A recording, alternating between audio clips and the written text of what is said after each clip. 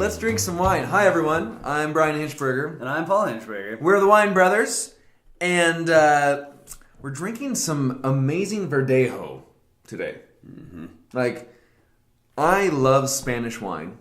I love Spanish white wine. I think Spanish white varietals are some of the coolest in the world. And one of those, most definitely at the top of the list, well, at the upper echelon of the top, you know, I mean, there's other ones that I really love too, is Verdejo. So this is Alvarez and Diez. They're in Rueda. Rueda is in Castilla y León, and they're on the south side of the Duero River, the Duero being the famous river that goes out through country in Portugal.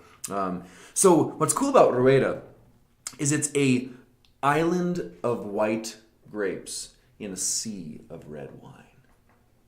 Wow, that was poetic. That's poetic. So Tempranillo is king in Castilla y León, but Rueda is all white. You know, it's a white deal. Mm-hmm. So Alvarez y Diez, they're one of the oldest, most traditional houses of the area. Been around for a really long time, and historically, you know, I mean, got their starts like in 1941.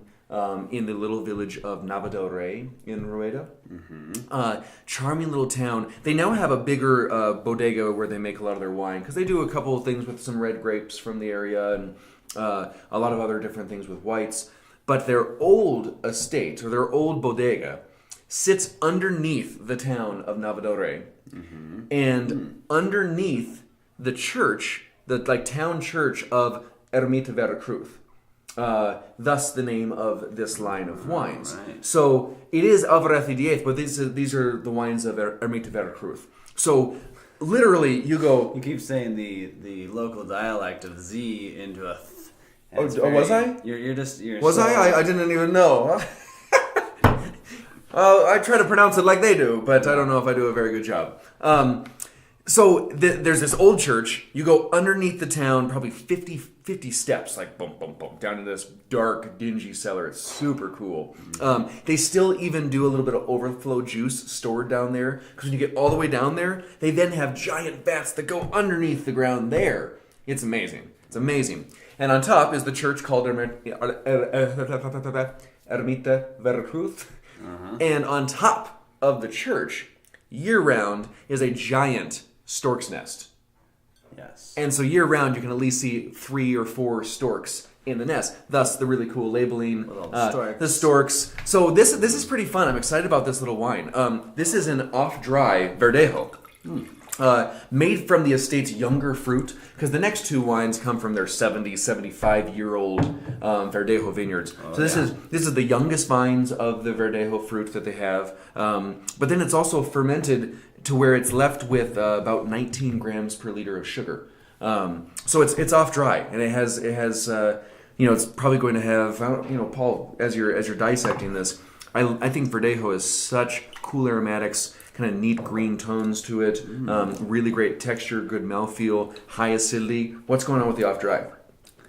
Really tasty. It definitely has some sugar to it, but with those grassy notes of Verdejo and the acid, it really kind of makes just like a really pleasant drinking wine. Yeah, you're right. The sugar hits you up front, but the acidity is so fresh and so clean, that really, I think it's a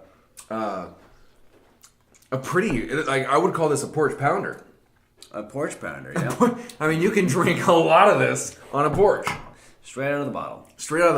Mm-hmm. Oh, yeah.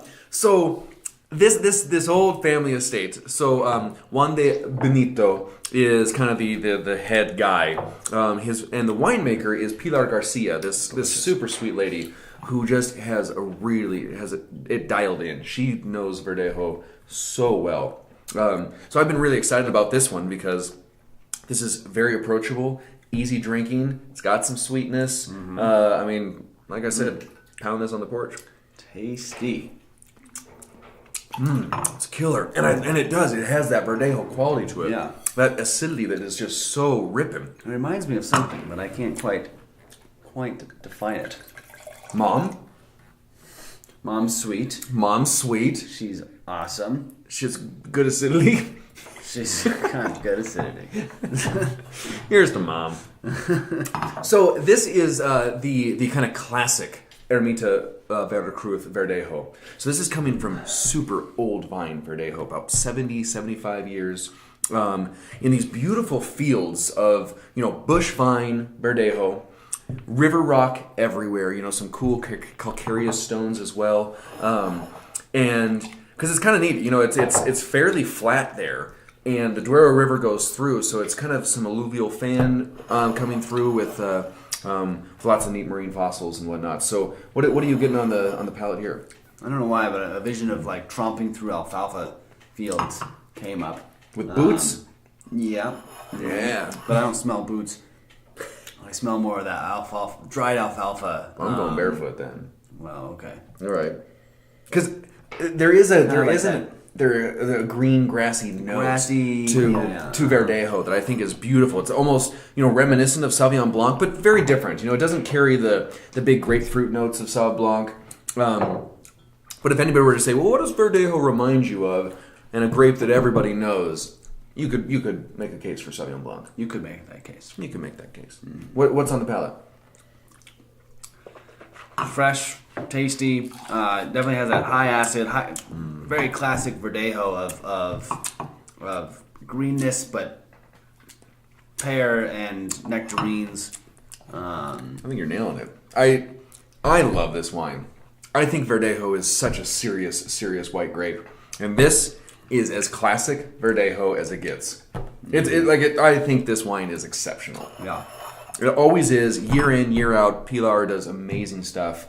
All their vineyards, they kind of are as hands-off as possible. They don't use a ton of herbicides and pesticides. It's a really, really pretty expression of what they do best. All right, let's try the big dog. Yeah. So this is the Fermentado en Barrica, which means fermented in barrique. This is the Ermita Veracruz, but they take this. It's fermented. Oh yeah, it's viscous for sure. Cool like lip on the bottle. Oh, wow. So this is fermented in new French and American oak barrels, and then rests in those same barrels for a whole year before it's bottled. Wow. I've had one of these bottlings that was about 12 years old, and it was amazing. That's what I thought of it. This is much younger. Talk to me. Really interesting. I mean, it's oaky. You got a lot of oak on the nose and the palate, but all kind of integrated with the fruit and that grassiness. It's really interesting because it's not and like huge acidity still. Chardonnay or anything. It's huge acidity still. Wow, and it is. I mean, there is wood. There is wood to behold here. But it almost kind of has like a sauterne smell to it. Yeah, kind of that botrytis note. Honeyed botrytis. Yeah. I can totally dig that on the nose for sure, and it definitely has a little bit of wood on the nose. Mm-hmm. But the Verdejo still stays really strong. These are still those old vines, a ton of character from the wood or from the earth and from the wood actually on this. But it's cool. This is pretty geeky also, and it's like you don't always see these really crazy fermented and barrel white varietals, but when you do, they're kind of fun to check out. Yeah, for sure. Cool bottle style. I love what they've done with the packaging on all these to bring the stork back. These wines are awesome. Really cool expression of Verdejo from Verdejo's home in the Rueda of Spain. And seek these out, or if you find Verdejo, check it out because I think it's a killer grape. Verdejo's super fun.